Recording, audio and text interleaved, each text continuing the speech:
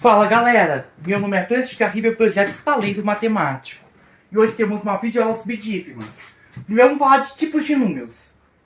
Olha, a gente vai falar das representações decimais, entende? Podem ser inteiras, podem ser decimais exatos, decimais infinitos periódicos, simples ou compostos, ou decimais infinitos não periódicos. Tá certo? Essas são as formas decimais que os meus reais podem admitir, tá certo? Ó, aqui a gente tem um inteiro, que é o 4. Aqui a gente tem um decimal exato, que é 3,5. Aqui a gente tem uma dízima periódica, 2,25, 25, 25 pontinhos, que a gente pode representar com período, né? 2,25 traço em cima do 25. No caso, uma dízima periódica simples. Toda a parte decimal no período 25, entende? Se repetindo. Toda a parte decimal sendo periódica, entende? Se repetindo infinitamente. 1,16, né? 16666 pontinhos, né? Aqui vão ter 1,16 com período no 6. Que a gente tem a parte decimal, uma parte não periódica e seguida de uma parte periódica. Uma dízima periódica composta. De uma parte não periódica e uma parte periódica. Aqui uma dízima periódica composta, ao contrário da anterior que foi uma dízima simples, entende? Aqui temos duas constantes matemáticas, que é o π, que é 3,14, 1592, e o e, que é 2,718, 280, né? São dízimas não periódicas. São decimais infinitos e não periódicos, que no caso são meus irracionais, entende? Ao contrário dos 4 casos anteriores, que são meus racionais, entende? Isso aqui é no meu racional. Isso aqui é no meu racional. Isso aqui é no meu racional. Isso aqui é no meu racional. Inteiros, decimais exatos e dízimas periódicas são meus racionais. Mas o π é irracional e o e também é irracional. Sabe por quê? É o seguinte, nos meus racionais, ó, vamos fazer aqui a distinção. Meus irracionais são dízimas não periódicas. Ó, dízimas não periódicas. Os meus racionais são os inteiros, os decimais exatos e as dízimas periódicas, entende? Os meus racionais, eles provêm de frações entre dois inteiros não nulos, entende? Além do zero. Os meus racionais provêm das frações entre dois inteiros com denominador não nulo, entende? Os racionais não provêm dessas frações, entende? Não tem nenhuma fração assim que gere um irracional, entende? E a principal característica dos meus reais é que todos os meus reais podem ser representados com uma reta numérica, com origem, orientação positiva e unidade de medida, entende? Essa é a definição de meu real, uma definição geométrica, entende? O π é uma constante que representa a razão entre o perímetro de um círculo e o diâmetro de um círculo, entende? Se eu for cortar aqui for medir aqui com um barbante um círculo, né, e desenrolar, pegar uma régua, medir essa marcação com barbante, dividir pela medida do diâmetro e usar mais casas decimais, entende? Nas medições, a gente vai obtendo meus cada vez mais próximos do π, entende? Por isso que o π é constante circular. O e, também conhecido como número de Euler, é a base dos logaritmos naturais ou neperianos, tá certo? É estudado no ensino médio e na faculdade de exatas, entende? E também nas engenharias, tá certo?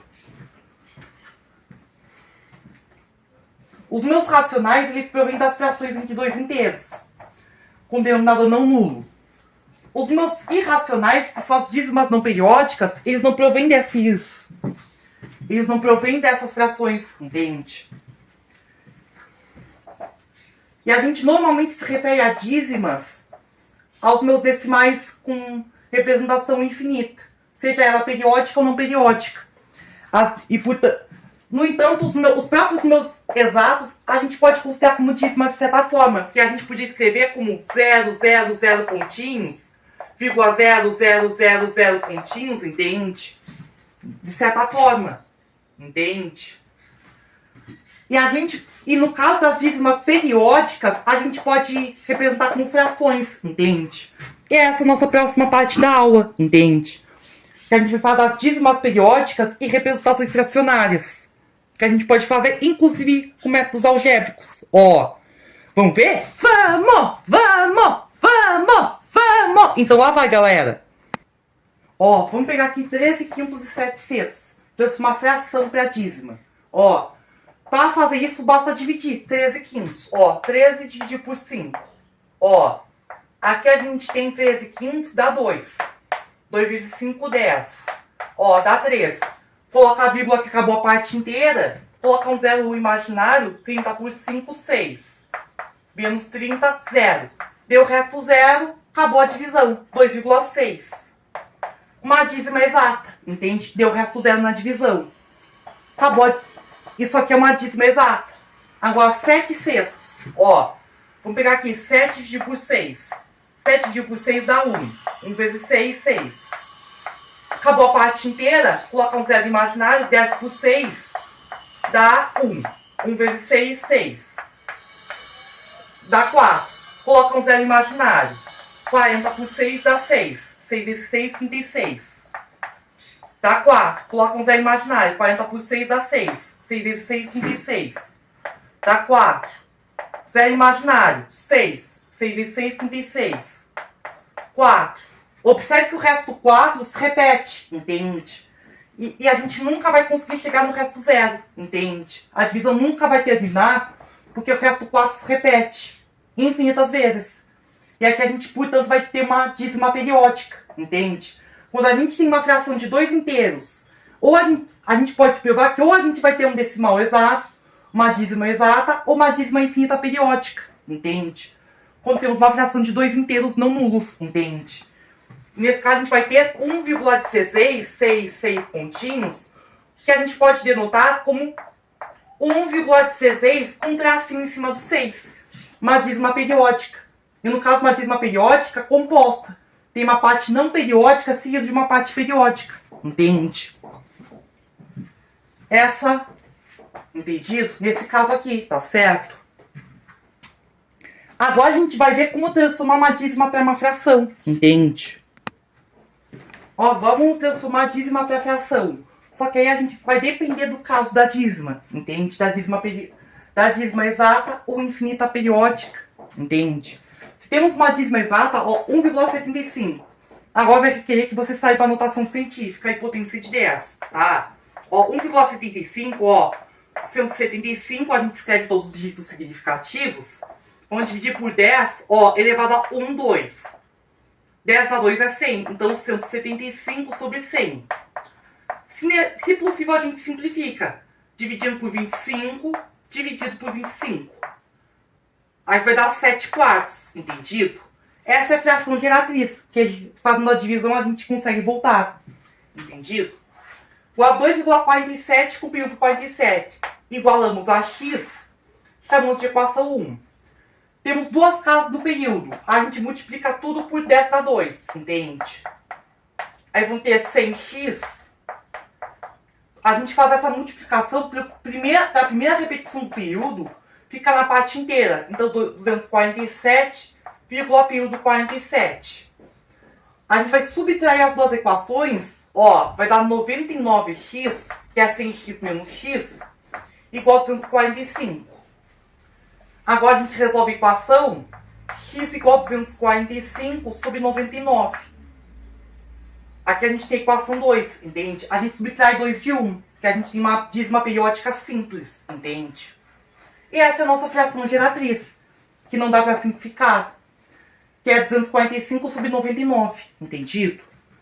Agora 4,15 com período 5, uma dízima composta. Igualamos a x e chamamos de equação 1. Como é uma dízima composta, a gente tem aqui x igual a 4,15, período 5, equação 1.